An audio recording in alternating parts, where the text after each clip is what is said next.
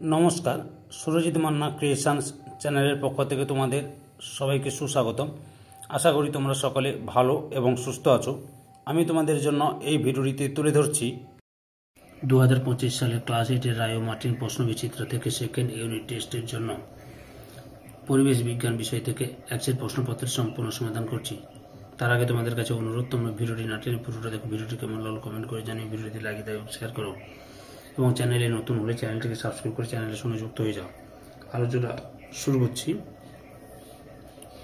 তার আগে তোমাদের কাছে একটা কথা, তোমরা আমার এই চ্যানেলের মাধ্যমে ক্লাস 8-এর রায় ও মার্টিন প্রশ্নবিচিত্র থেকে সেকেন্ড ইউনিট টেস্টের জন্য পরিবেশ ও বিজ্ঞান, বাংলা, ইতিহাস, ভূগোল এই 4টি বিষয় সমাধান হবে। অলরেডি আমি তোমাদের ভূগোল এবং ইতিহাস সম্পূর্ণ সমাধান করে দিয়েছি এবং পরিবেশ বিজ্ঞান ও বাংলা চলছে। ওই আগের ভিডিওগুলো দেখতে চাইলে আমার চ্যানেলের প্লেলিস্টে গিয়ে দেখানো, না হলে এই ভিডিও ডিসক্রিপশনে তার লিঙ্ক দেওয়া আছে, ওখানে ক্লিক করেও দেখে নিতে পারো।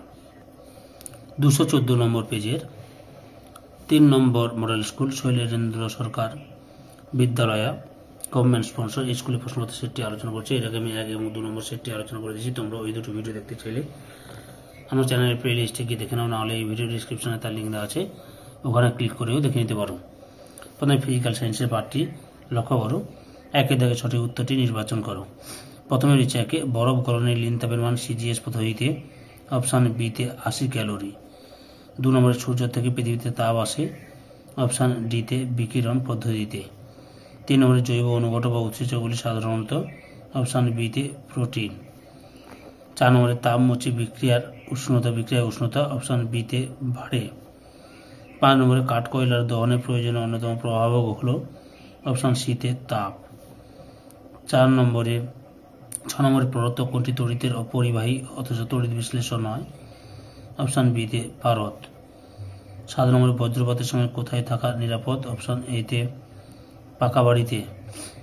8 নম্বরে সীসা ও টিন দিয়ে তৈরি ফিউজ তারের গলনাঙ্ক অপশান বিতে বিশুদ্ধ তামার গলনাঙ্ক থেকে কম। 9 নম্বরে প্রদত্ত কোন পদার্থটি খোলা হাওয়ায় ঊর্ধ্বপাতিত হয় অপশান ডিতে কঠিন কার্বন ডাইঅক্সাইড। 10 নম্বরে পারদের স্বাভাবিক স্ফুটনাঙ্ক অপশান বিতে 357 ডিগ্রি সেলসিয়াস। তারপরে 11 নম্বর প্রদত্ত কোনটি জলকে সুপ্রবাহী করতে মেশানো হয় অপশান এতে HCl।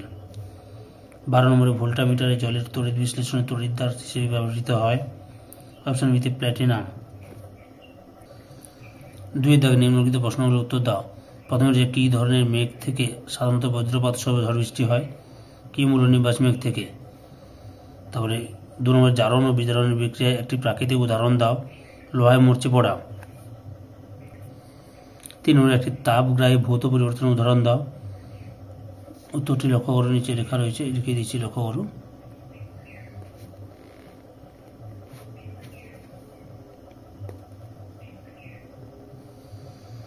হাতের উপর 1 মোটা স্পিরিট ঢাললে ঠান্ডা বোধ হয়, কারণ উদ্বায়ী স্পিরিট বাষ্পীভূত হওয়ার জন্য হাত থেকে তাপ শোষণ করে, ফলে ঠান্ডা বোধ হয়। আরেকবার বলে দিচ্ছি, হাতের উপর 1 মোটা স্পিরিট ঢাললে ঠান্ডা বোধ হয়, কারণ উদ্বায়ী স্পিরিট বাষ্পীভূত হওয়ার জন্য হাত থেকে তাপ শোষণ করে, ফলে ঠান্ডা বোধ হয়। 4 নম্বরে সমযোজী ও তড়িৎযোজী 2 ধরনের যৌগই আমার মধ্যে দ্রবীভূত হয়, আমি কে। Hydrogen chloride HCl। 5 নম্বরে আমি একটি তড়িৎদ্বার, ব্যাটারি ঋণাত্মক প্রান্তের সঙ্গে আমি যুক্ত, আমি কে। ক্যাথোড।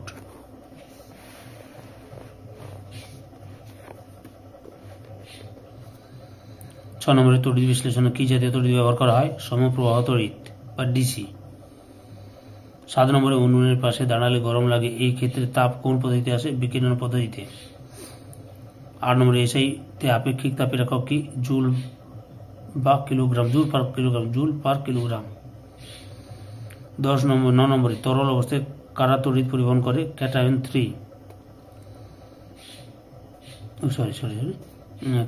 ও অ্যানায়ন। 10 নম্বরে Cu ধনাত্মক আয়ন কোন তড়িৎ দ্বারা মুক্ত হয়, ক্যাথোডে। 3 দাগে নিচের প্রশ্নগুলির সংক্ষিপ্ত উত্তর দাও। প্রথমে শীতকালে আমরা উলের পোশাক পরি কেন, এখান থেকে এতটা পর্যন্ত লিখবে। পরের প্রশ্ন, তোমার কাছে গরম খাবার অনেকক্ষণ ধরে গরম রাখার পাত্রে যেমন ফ্লাস্ক নেই, অথচ খাবার অনেকক্ষণ গরম রাখতে চাও, তুমি কি করবে? উত্তরটি লক্ষ্য করো, এখান থেকে এতটা পর্যন্ত লিখবে। পরের প্রশ্ন, খেলনা বন্দুকের ক্যাপ ফাটানোর ক্ষেত্রে রাসায়নিক বিক্রিয়ার প্রভাবটি কি? এই যে এখান থেকে শুরু করে এতটা পর্যন্ত লিখবে। 4 নম্বরে, অনুঘটক কাকে বলে? উদাহরণ দাও। এই অনুঘটক কাকে বলে? উত্তরটি এখান থেকে শুরু করবে, এতটা পর্যন্ত লিখবে। এই যে কাকে বলে এতটা পর্যন্ত লিখবে, তারপরে যেমন অর্থাৎ উদাহরণটা লিখবে। 5 নম্বরে, বায়ুতে তড়িৎ প্রবাহ হয় কেন? লক্ষ্য করো, বায়ুতে তড়িৎ প্রবাহ হয় কেন? এখান থেকে শুরু করে এতটা পর্যন্ত লিখবে। পরের প্রশ্ন, লোহায় মরচে ধরা। আচ্ছা, চারিদিকে নিচের প্রশ্নগুলি উত্তর দাও যে কোনো একটি। প্রথমে রয়েছে, লোহায় মরচে ধরা একটা অবাঞ্ছিত জারণ বিজারণ প্রক্রিয়া ব্যাখ্যা করো। উত্তরটি এখান থেকে শুরু করবে, এতটা পর্যন্ত লিখবে। 2 নম্বরের পার্থক্য লেখো, ধাতব পরিবাহী ও তড়িৎ বিশ্লেষ্য। লক্ষ্য করো পার্থক্য, মোট 6টি পার্থক্য তুলে ধরলাম। লাইফ সায়েন্সের বিভাগটি লক্ষ্য করো। 1 নিম্নলিখিত প্রশ্নগুলি যথাযথ উত্তর দাও যে কোনো 3টি। প্রথম রয়েছে, একটি প্রোটোজোয়ার দ্বারা আক্রান্ত রোগের নাম লেখো। ম্যালেরিয়া। স্বপ্রণোদিত প্রজনন বলতে কি বোঝো? উত্তরটি লক্ষ্য করো, সংজ্ঞা এখান থেকে শুরু করবে, এতটা পর্যন্ত লিখবে, এখান থেকে এতটা পর্যন্ত। 3 নম্বরে দেখো, যক্ষা রোগের জন্য দায়ী ব্যাকটেরিয়ার নাম কি? Mycobacterium tuberculosis. আরেকবার বলছি, মাইকোব্যাকটেরিয়াম টিউবারকিউলোসিস। 4 নম্বর, পেস্ট কাকে বলে? উদাহরণ দাও। এই যে এখান পেস্ট কাকে বলে, এখান থেকে এতটা পর্যন্ত লিখবে। উদাহরণ যে পঙ্গপাল, ঘাসফড়িং, মাদার পোকা, গন্ধি পোকা, উই পোকা, ইঁদুর ইত্যাদি। পরের দাগে লক্ষ্য করো, 2 দাগে শূন্যস্থান পূরণ করো যে কোনো 3টি। প্রথমে হচ্ছে, এইডস রোগের জন্য দায়ী ভাইরাসটির সম্পূর্ণ নাম লেখো। Human immuno deficiency virus. Human immuno deficiency virus. 2 নম্বর, চায়ের উপস্থিতি ড্যাশ ও ড্যাশ স্নায়ুকে উদ্দীপিত করে। ক্যাফিন ও থিওফাইলিন। ক্যাফিন ও থিওফাইলিন। 3 নম্বর, ড্যাশ ও ড্যাশ ইঁদুর জাতীয় প্রাণীদের দমন করতে সাহায্য করে। জিঙ্ক ফসফাইড ও ওয়ারথেরিন। জিঙ্ক ফসফাইড ও ওয়ারথেরিন। 4 নম্বরে, প্লেগ রোগের জন্য দায়ী ব্যাকটেরিয়া হল ড্যাশ। সিনিয়া পেস্টিজ। সিনিয়া পেস্টিজ। 5 নম্বর, ড্যাশ ও ড্যাশ হল 2টি বহিরাগত কার্পের উদাহরণ। ক্রাশ কার্প ও কমন কার্প।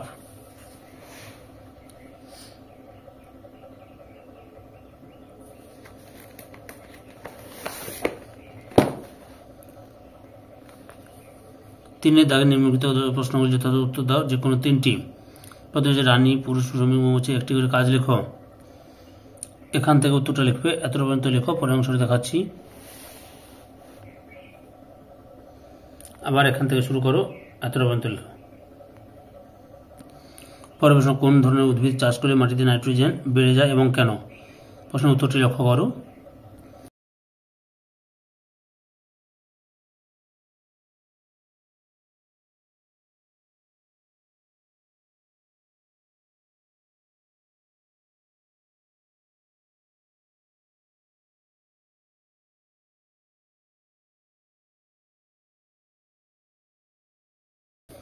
পরের প্রশ্ন, মেজর কার্ভ এবং মাইনর কার্ভের পার্থক্য লেখো। উত্তরটি লক্ষ্য করো। পার্থক্যটি মোট 7টি পার্থক্য তুলে ধরলাম তোমাদের সামনে। 4 নম্বরে, মিশ্র মাছ চাষ ও নিবিড় মিশ্র মাছ চাষ কাকে বলে? এই যে মিশ্র মাছ চাষ কাকে বলে, এই যে এখান থেকে এতটা পর্যন্ত লিখবে। আর নিবিড় মিশ্র মাছ চাষ লক্ষ্য করো, এখান থেকে এতটা পর্যন্ত লিখবে। পরের প্রশ্ন, মুরগির লেইং ব্রিড ও টেবিল ব্রিডের পার্থক্য লেখো। এই পার্থক্যটি লক্ষ্য করো। মোট 5টি পার্থক্য তুলে ধরছি। 4 দাগের সংক্ষেপে উত্তর দাও যে কোনো একটি। প্রথমে হচ্ছে, ম্যালেরিয়া রোগের উপর একটি টিকা লেখো। উত্তরটি দেখে নাও।